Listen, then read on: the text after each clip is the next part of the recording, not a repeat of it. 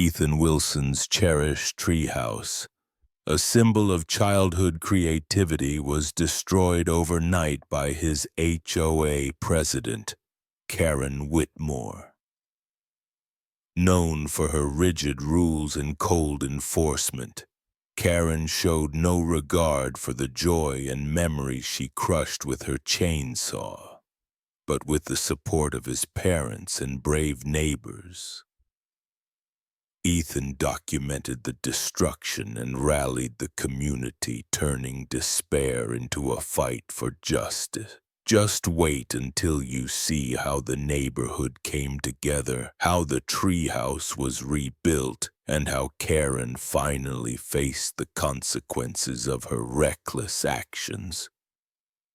The morning sun streamed through the window of the Wilson family home, casting a warm golden glow across Ethan's bedroom. He had woken early, excited to spend a few hours in the treehouse he had built with his father over the past summer. Every nail, plank, and rope ladder held a story. Late afternoons spent sketching designs on scraps of paper, weekends hammering boards together, and evenings laughing with his dad as they decorated the little fort with lanterns and banners. It wasn't just a treehouse. It was his sanctuary, a place where imagination ran wild, where battles were won, mysteries solved, and secret plans hatched. But that morning, as Ethan rubbed the sleep from his eyes and pulled back the curtains, his heart skipped a beat. Across the yard, standing on the grass where he had planted flowers just days ago, was Karen Whitmore, the HOA president known in the neighborhood for her strict rules and insistence on order. But this was different. This time she held a large electric saw, its blade humming a low, ominous whine. Ethan's stomach dropped as he realized what she was doing. She was sawing into the treehouse. "What are you doing?" Ethan's voice trembled, caught somewhere between shock and disbelief. Karen didn't look up. She continued her relentless work, her expression cold and unyielding. "This treehouse violates neighborhood regulations," she said, her tone precise, almost rehearsed. "It's unauthorized construction and it has to go." Ethan's mind raced. Unauthorized. But we've had this treehouse for years. Nobody ever complained. Mom and Dad said it was fine. From inside the house, Tom Wilson had heard the commotion and rushed to the window. His eyes widened in horror as he took in the scene. "Karen, stop this right now!" he shouted, rushing out onto the lawn. His voice carried over the quiet morning, filled with anger and disbelief. "You have no right to destroy this." Karen turned slightly, her lips curling into a faint, almost smug smile. "I have every right. This is for the safety and order of the community." She raised the chainsaw again, ignoring Tom's protest. Tom ran closer, waving his arms in desperation. "Ethan built that with his own hands. You can't just come here and destroy it." But Karen's resolve was immovable. She ignored him, as if the years of effort, the laughter and memories, the very essence of a child's joy, meant nothing. With each buzz of the saw, splinters flew like tiny white flags of surrender. Pieces of wood that once held stories of summer adventures now falling helplessly to the ground. Ethan clutched his chest, a hollow ache spreading through him. watching the roof of his treehouse crumble, the ladder hanging precariously from a branch, and the walls collapse into jagged, unrecognizable fragments. The neighbors had begun to gather, drawn by the sound of raised voices and the unnerving buzz of machinery. Parents held their children back, shielding them from the sight of the destruction, while their own faces mirrored a mixture of shock, disbelief, and growing anger. Some whispered to one another, questioning how any adult could behave so ruthlessly, while others shook their heads in frustration at the blatant disregard for community trust. Ethan's best friend, Ryan, who had often joined him in the treehouse for epic adventures, stood frozen on the sidewalk, tears welling up in his eyes. "Why would she do this?" he asked, his voice barely audible. "It's just a treehouse." "It's not just a treehouse," Ethan's father muttered, his jaw tight.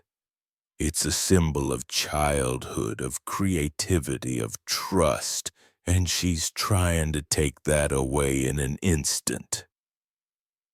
Karen's chainsaw cut through the last remaining support beam with a final ominous roar.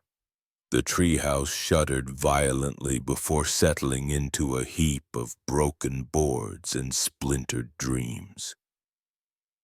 Ethan's heart felt like it had shattered along with the wood. The sight ignited a fury in him that he had never known. Anger surged, not just at Karen, but at the injustice of it, at the audacity of someone prioritizing rules over humanity, bureaucracy over compassion. In that quiet neighborhood surrounded by neighbors who had watched helplessly, a spark of rebellion was igniting. Parents whispered about calling authorities, about standing up to an abuse of power. And in Ethan's eyes, beneath the tears, burned a determination that this destruction would not go unanswered.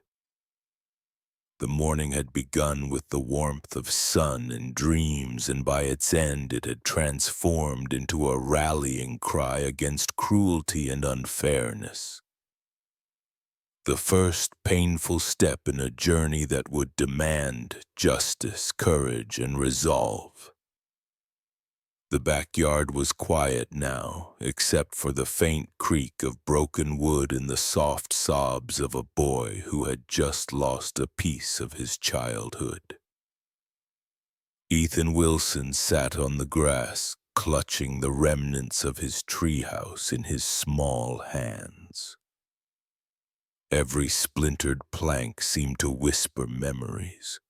Laughter with his friends, secret hideouts, imaginative battles, and late afternoons spent sketching maps of imaginary kingdoms. He held on to them as if the wood itself could somehow bring back what had been taken, his tiny fingers trembling as tears streamed down his cheeks. Tom Wilson knelt beside his son, his own heart heavy with helplessness.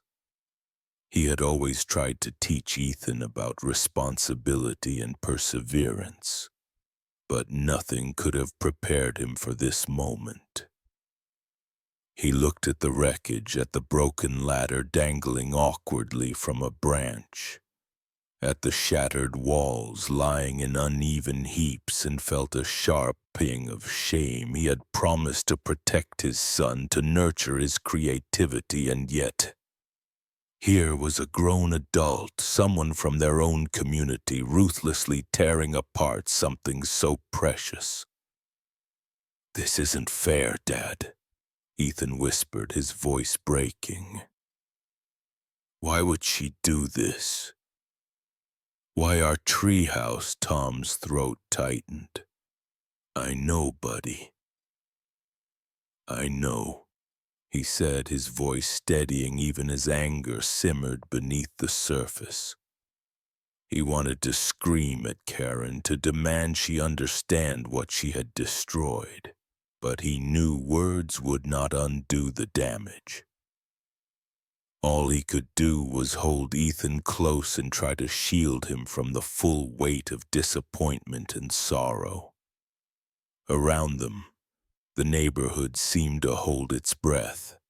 Neighbors had gathered earlier, some quietly standing at the edge of their yards, others whispering to one another in disbelief. People who had always obeyed the HOA rules now felt shaken. The sight of Karen Whitmore, so determined and unyielding, had crossed a line that left everyone questioning what fairness and authority truly meant. Children who had come over to play in the treehouse just days before now stared in stunned silence, unable to reconcile the vibrant, joyful place they knew with the ruins that lay before them. Inside the house, Karen's justification for her actions violates neighborhood regulations, echoed faintly, a hollow reasoning that did nothing to soothe the Wilsons' pain. To Ethan, it sounded meaningless, almost cruel. How could rules matter more than laughter, imagination, and the simple joy of childhood? The injustice of it burned in him, a bitter and confusing feeling that made the morning's shock evolve into a heavy, lingering sadness. That evening, the Wilson family worked together, salvaging whatever pieces of the treehouse they could. Ethan carefully set aside planks that were still intact, tracing his fingers along the wood as he remembered building each one with his father. Tom picked up nails and ropes, examining the debris for anything that could be reused, silently mourning the loss of the structure itself. Every piece they recovered carried the weight of shattered dreams and stolen joy, and yet, in the act of gathering, there was a quiet determination, a faint glimmer of resilience. Ethan's mother, Sarah, moved between her husband and son, offering comfort and gentle words, trying to piece together not just the remains of the treehouse, but the emotional safety of her child. She knew that the real damage was invisible, the loss of security, the violation of trust, and the sense that the world could sometimes be cruel even in familiar places. She wiped tears from Ethan's cheeks and whispered, "We'll make it right.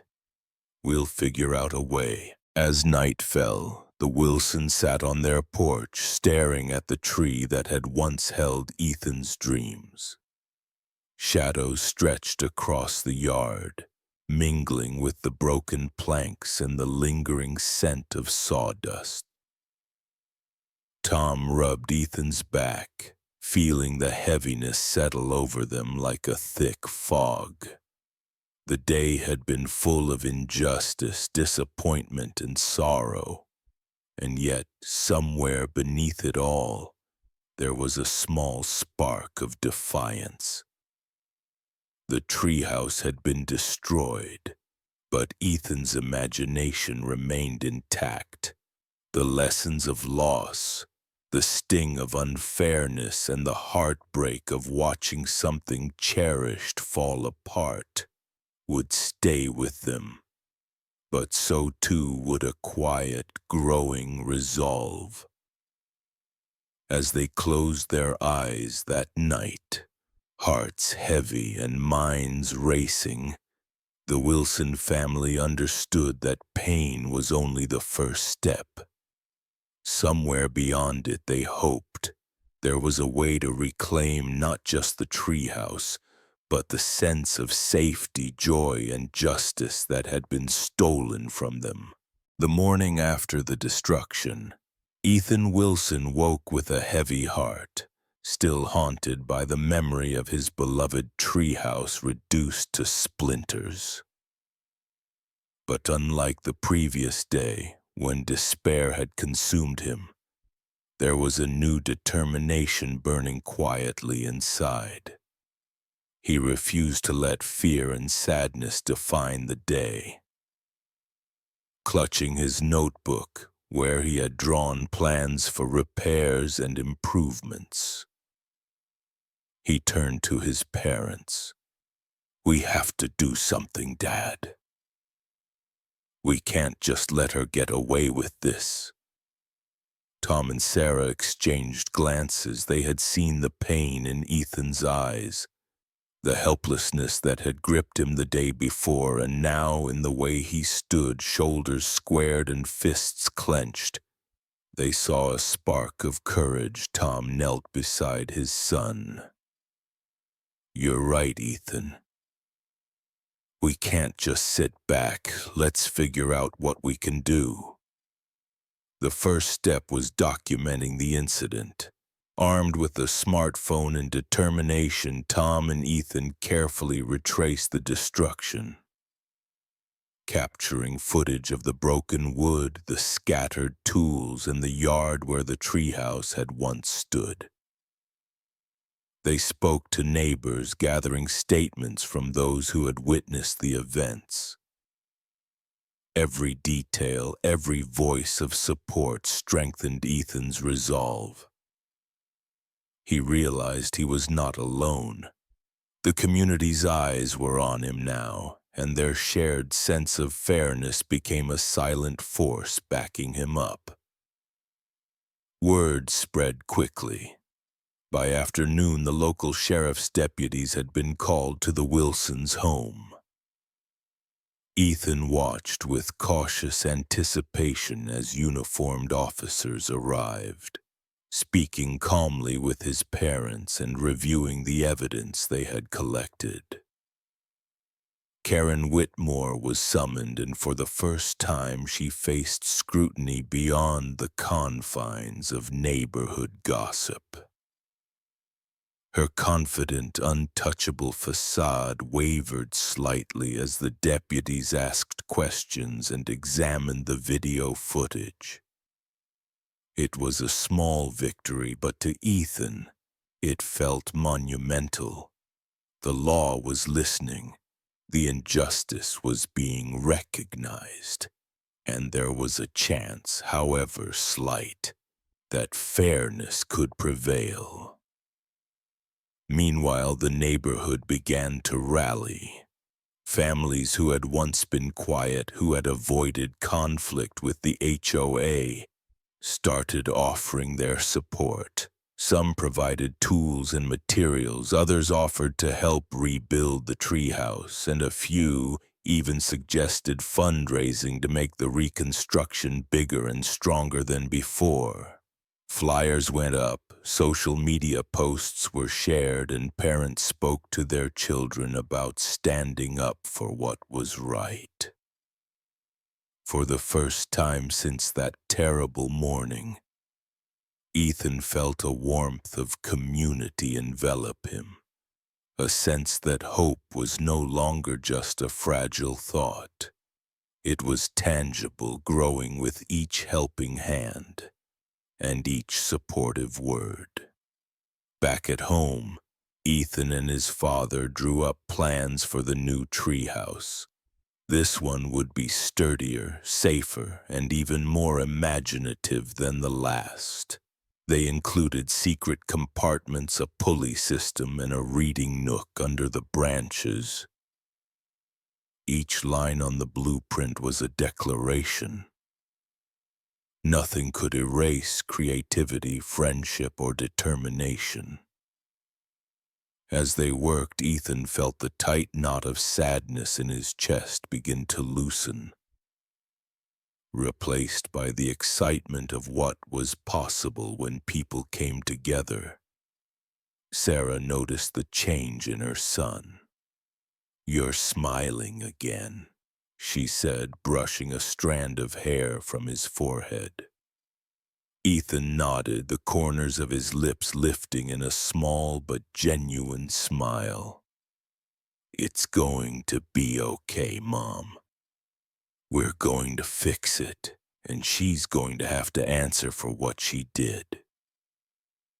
That evening, after another day of organizing, documenting, and planning, Ethan sat on the porch steps looking out at the bare tree where his fort had stood. The yard seemed quiet, almost expectant, as if it knew change was coming. The deputies had assured the Wilsons that legal proceedings were underway, and the community's support felt like a shield against any lingering fear. Hope had replaced despair, and for the first time since the treehouse had been destroyed, Ethan believed that the world could tilt back toward fairness. As he closed his eyes and imagined the new treehouse taking shape, Ethan's chest swelled with optimism. He realized that even in the face of loss, even in the wake of unfairness, courage and persistence could create a path forward. Maybe justice wasn't just a dream. Maybe it was something they could claim together. And for Ethan, that realization was more powerful than any treehouse ever could be.